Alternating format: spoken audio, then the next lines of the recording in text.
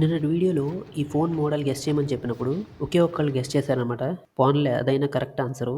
ఈ ఫోన్ పూర్తి మోడల్ అయితే శాంసంగ్ గూగుల్ నెక్సస్ ఎస్ అనమాట.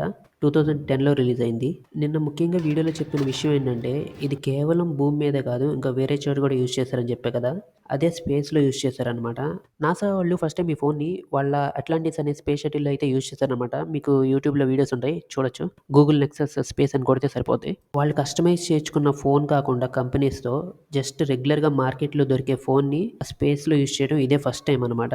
ఇది ఎందుకు యూజ్ చేశారంటే స్పేస్లో అక్కడున్న టెంపరేచర్స్ మానిటర్ చేయడానికి, ఆక్సిజన్ లెవెల్స్, రేడియేషన్ లెవెల్స్ ఇవన్నీ మానిటర్ చేయడానికి ఈ ఫోన్స్ అయితే యూజ్ చేశారనమాట.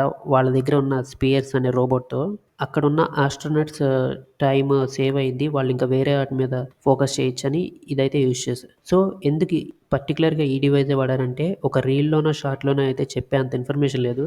చాలా ఎక్కువ ఇన్ఫర్మేషన్ ఉంది.